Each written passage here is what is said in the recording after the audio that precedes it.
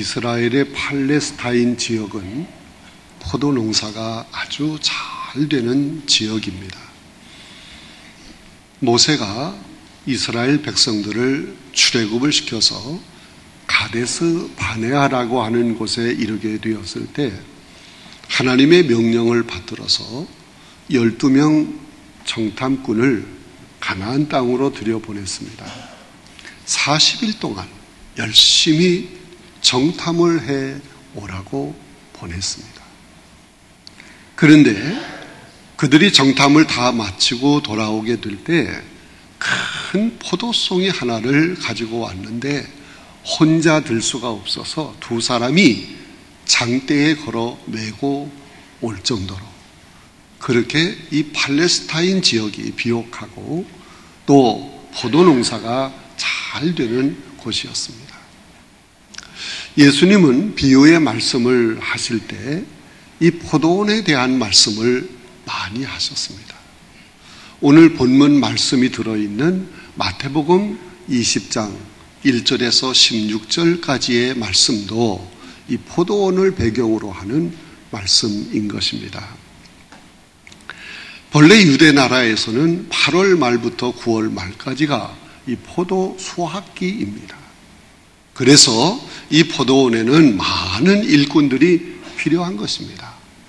그러므로 포도원 주인은 사람들을 품꾼으로 모집을 해서 이 포도원에 들여보내 이 포도 수확을 하게 하는 것입니다. 오늘 본문 말씀 속에도 보면 물론 예수님의 비유의 말씀인데 한 농장 주인이 이제 아침 일찍 일어나서 나가서 품꾼으로 일하기를 원하는 사람들을 많이 포도원으로 들여보냈습니다. 그리고 한 오전 9시쯤 해서 밖에 나가보니까 또 여전히 일을 기다리는 사람들이 많이 있었어요. 그래서 그들을 포도원으로 또 들여보냈습니다. 12시쯤 해서 또 나가보니까 아직도 일자리를 얻지 못해서 서성거리고 있는 사람들이 있었습니다. 그들도 포도원으로 들여보냈습니다.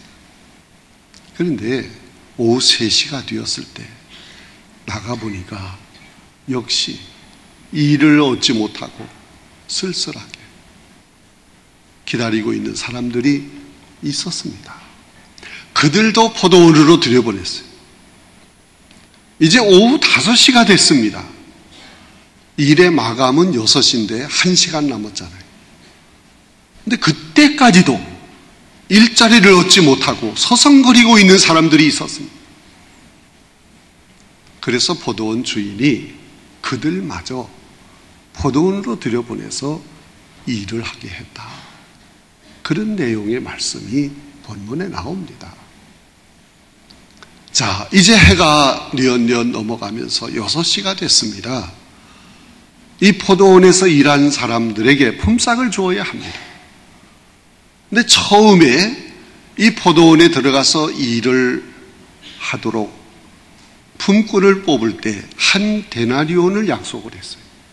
한 데나리온은 하루 종일 일을 했을 때 얻는 품삯이었습니다. 자, 일한 사람들 가운데는 아침 일찍부터 지중해에서 불어오는 바람과 이 팔레스타인의 그 열풍으로 인해서 땀을 흘리며 하루 종일 일한 사람들이 있는가 하면 딱 1시간 일을 한 사람들이 있었습니다. 근데 본문에 보면 주인은 이제 품삯을 주는데 1시간 일한 사람부터 품삯을 주는 거예요. 1시간 일을 했는데 얼마를 줬을까? 하루 종일 일을 했을 때 주는 품삯이 한 데나리온. 근데 1시간 일을 했잖아요. 그런데도 한 데나리온을 준 것입니다. 그것을 보고 아침 일찍부터 와서 하루 종일 일을 한 사람들은 우리는 더 많이 받겠지 생각을 했는데 역시 똑같이 한 데나리온을 주는 거예요. 그러자 이들이 불평을 했습니다. 이럴 수 있습니까? 우리는 온종일 일을 했습니다. 1시간 일한 사람에게 한 데나리온을 줬다면 우리는 더 많이 줘야지요. 그러자 주인이 뭐라고 얘기합니까? 내가 당신들과 한 데나리온을 주기로 약속을 하지 않았어. 내 것을 가지고 내 마음대로 하는데 무슨 잔소리가 많아. 약속한 대로 한 데나리온을 가지고 돌아가라. 그러면서 오늘 본문 마지막 절 16절에 있는 말씀을 주셨는데 이 말씀이 중요한 거예요. 16절의 말씀이 뭡니까? 나중된 자로 먼저 되고 먼저 된 자로 나중되리라. 이 말씀은 사실상 먼저 된 자들, 다시 말하면 아침 일찍부터 와서 하루 종일 일한 그 사람들을 향한 책망의 말씀이기도 합니다. 오늘 이 말씀을 가지고 우리가 함께 은혜를 나누려고 하는데 예수님은 맨 마지막 1시간 일한 사람들, 그 사람들에게 초점을 맞춰서 그들을 통해서 뭔가 우리에게 주는 교훈이 있어요. 이 교훈을 함께 생각하면서 은혜를 나누고자 하는 것입니다. 첫째, 나중된 사람은 끝까지 포기하지 않고 마지막까지 기다렸습니다. 여기서 나중된 사람이라고 하는 것은 맨 늦게 1시간 일을 하도록 선택된 사람을 얘기하는 거예요. 그들은 끝까지 기다렸어요. 오후 5시가 되었습니다. 이제 1시간 남았어요. 이젠 틀린 거예요. 어쩌면 보통 사람 같으면 포기했을 거예요. 그리고 안타까운 마음, 좌절하는 마음을 가지고 술을 좀 마시고 집으로 돌아가서 술 주정을 했을지도 모릅니다. 그런데 이들은 저녁이 다 되기까지 끝까지 포기하지 않고 기다리는 거예요. 혹시나 우리를 써줄 사람이 있을까? 이것이 중요하다는 거예요. 여러분, 제일 서러운 것은 일할 수 있는데, 일하고 싶은데 일을 못하는 거예요. 실업자가 되는 거예요. 봉급이 얼마냐, 이게 문제가 아닙니다. 일할 수 없다는 거, 일자리가 없다는 거, 이것이 심각한 문제입니다. 오늘 본문에서 마지막 5시의 선택을 받은 사람들은 어떠한 상황 속에서도 절대로 포기하지 않고 끝까지 기다린 것입니다. 하루 종일 기다리면서 서러웠을 것입니다. 힘들었을 것입니다. 그러나 그들은 끝까지 기다렸습니다. 사랑하는 성도 여러분, 신앙생활은 쉽게 포기하는 것이 아닙니다. 사람들 중에는 예수를 믿으면서 1년, 2년 내에 뭔가 자기가 바라는 큰 일이 이루어지기를 간절히 소망하며 열심을 냅니다. 그러다가 그 일이 잘 안 되면 그만 신앙을 포기해버리고 마는 사람들도 있습니다.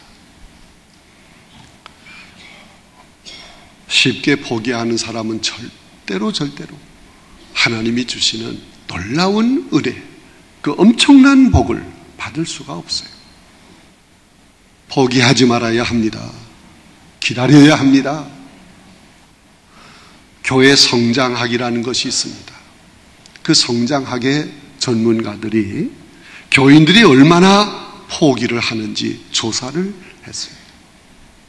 미국의 경우는 한 50%가 포기를 했다. 그런데 한국의 경우는 75%나 된다. 그런 보고가 나온 적이 있습니다.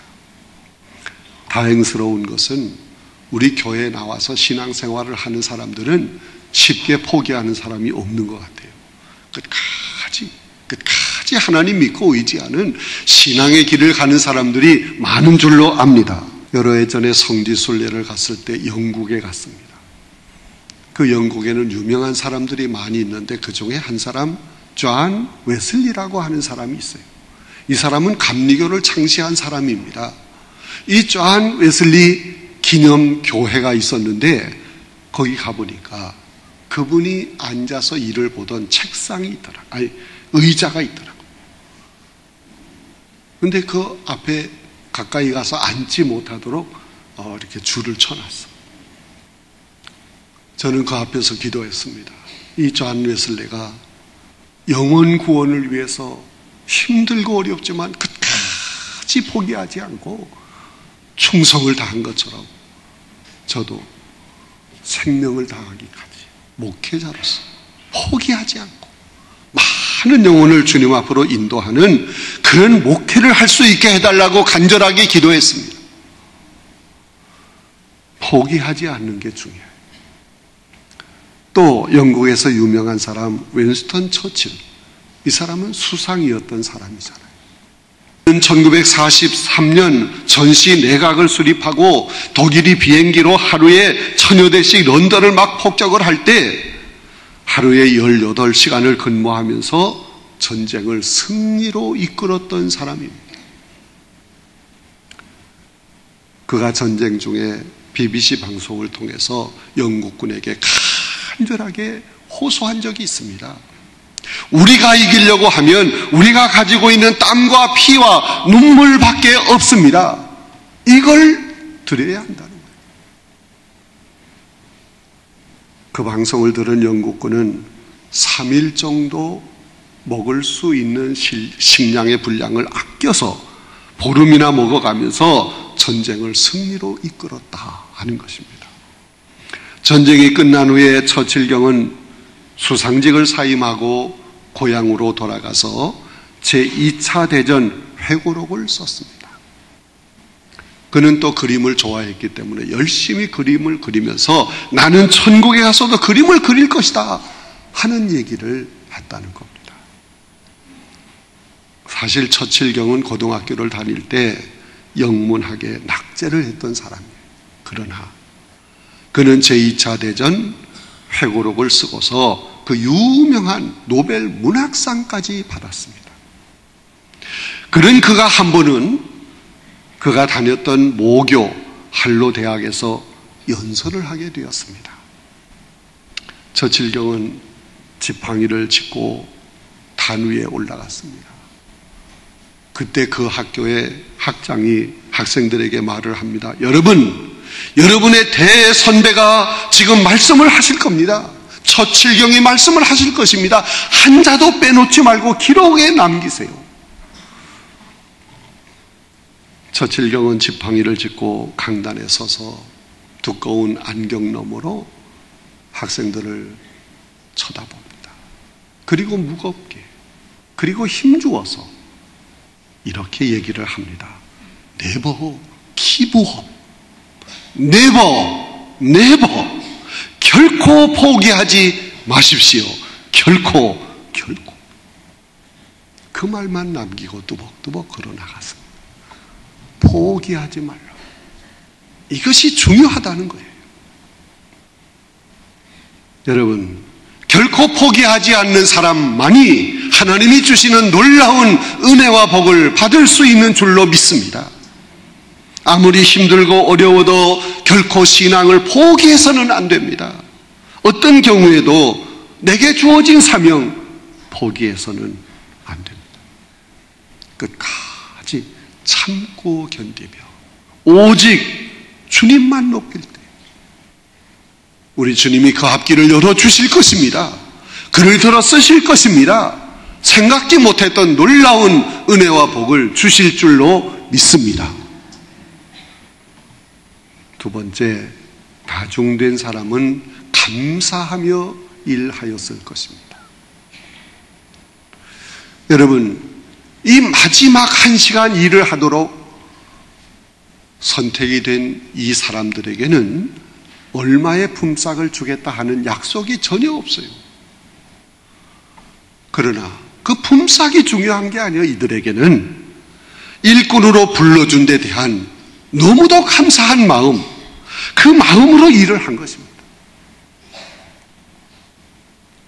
이렇게 열심히 감사하며 일을 하는 모습을 본 그 포도원 주인이 감동을 받고 그에게 한 데나리온을 준 거잖아요. 사랑하는 성도 여러분, 감사하며 살아야 합니다.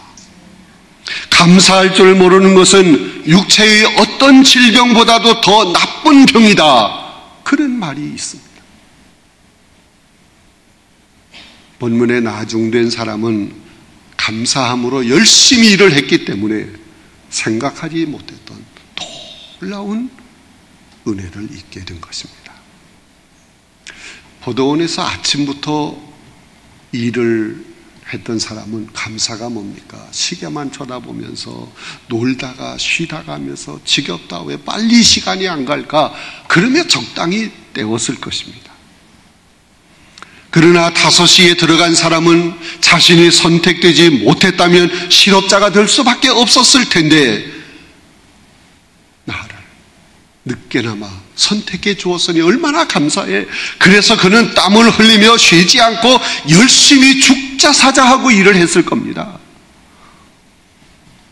여러분, 일을 할 때 감사하며 일해야 합니다.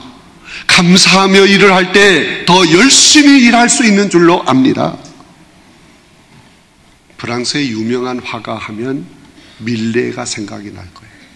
이 사람이 본래 파리에 가서 공부를 하다가 잘 안 됐어요. 여건이 잘 안 맞았어요. 그래서 시골로 돌아와서 밭고랑에 앉아 그림을 그리면서 20년을 보내게 됩니다. 그때 그린 그림이 뭡니까? 만종이라는 그림이에요. 그 그림을 그릴 때 비용은 불과 $75였습니다. 그 후에 미국 사람이 그 그림을 보고 너무 귀하게 생각이 돼서 $125,000에 사갔어요. 그런데 그 후 15년 후에 프랑스 사람이 우리나라 화가가 그린 그림이 여기 있어서는 안 된다. 그래서 $150,000에 사서 그것을 루브르 박물관에 소장해 놓은 거예요. 지금도 가면 볼 수 있어요. 저도 보았어요. 여러분, 이 그림의 내용은 우리가 잘 아는 대로 부부가 열심히 일을 하다가 해질 무렵에 멀리서 울려오는 종소리를 들으며 두 손을 모으고 하나님께 감사 기도하는 그런 그림이잖아요. 이 그림 속에는 그들의 감사의 생활이 그대로 담겨져 있는 거예요. 이 그림 속에는 세 가지 신성이 있다고 말하잖아요. 첫째는 노동의 신성, 둘째는 가정의 신성, 셋째는 종교의 신성. 종교의 신성은 감사함이 들어있는 그런 신앙의 모습을 말하는 거예요. 사랑하는 성도 여러분, 어떤 상황 속에서도 원망하지 말고 불평하지 말고 범사에 감사하는 마음을 가져야 합니다. 하나님은 범사에 감사하며 오직 하나님께 충성하는 사람, 그 사람을 귀하게 여기십니다. 그 앞길을 열어주십니다. 그에게 하늘의 문을 여시고 놀라운 은혜와 복을 쏟아부어 주실 줄로 믿습니다. 세 번째, 이 나중된 사람들은 희망을 가지고 최선을 다해 일을 했을 것입니다. 아침부터 포도원에 들어가서 일을 한 사람은 시간상으로 많은 일을 했습니다. 그러나 나중된 품꾼은 비록 1시간밖에 일을 하지 아니했지만 아침부터 일한 사람보다 더 열심히, 더 힘써서 죽을 힘을 다해서 일을 한 것입니다. 여러분, 하나님이 주시는 복을 받는 것은 신앙생활을 오래 했다고 해서, 신앙의 연조가 많다고 해서 저절로 주어지는 것이 절대로 아닙니다.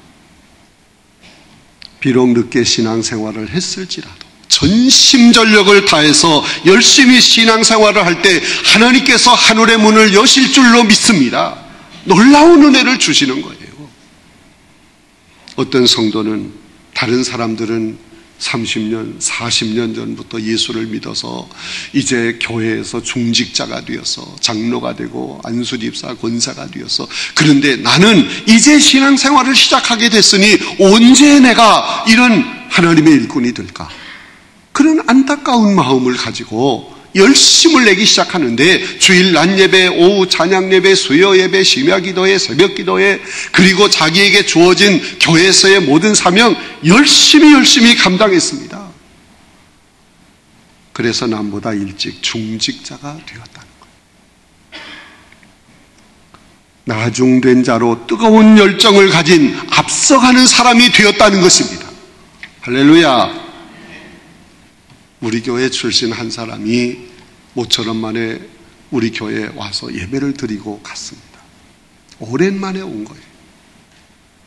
그런데 가면서 소감을 얘기합니다. 교회 안에 은혜가 얼마나 충만한지, 성도들의 얼굴이 환하고 밝고, 그리고 앞에서 찬양하는 찬양팀이 너무도 뜨겁게 찬양을 하는 것이 감동적이었다.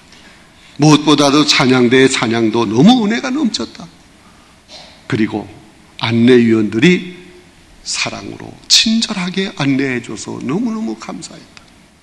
막 교회가 열심히 보이고 사랑이 넘치는 것 같다. 살아있는 것 같다. 그런데 그에 비해서 자기네 교회는 잠자고 있는 것 같다. 그런 표현을 했습니다. 여러분, 열심히 있다 할 때 이 열심이라고 하는 말은 엔두지에즘이라고 하는 말로서 헬라어로 엔데우스, 하나님 안에서라는 의미를 가지고 있는 것입니다. 여러분, 하나님 안에서 희망을 가지고 열심을 다한다고 하면 하나님은 그런 충성된 일꾼에게 놀라운 복을 주실 줄로 믿습니다. 오늘 본문에 보면 주인이 1시간밖에 없는데 이 사람을 포도원으로 보내잖아요. 그랬을 때 이 사람은 얼마를 받을까? 이거 생각이 없어요. 그의 생각은 오직 내가 열심히 일을 하면 내일 또 불러주겠지. 우선적으로 불러주겠지.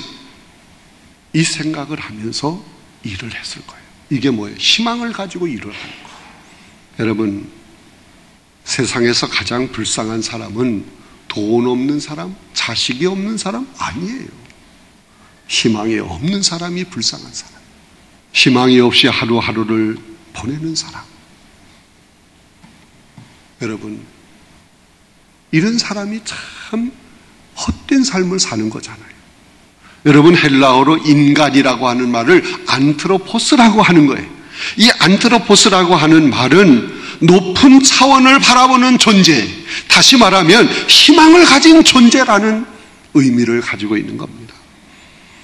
우리는 오직 하나님을 바라보고 그 하나님께 희망을 두고 내게 주어진 일에 오직 충성을 다해야 할 줄로 압니다.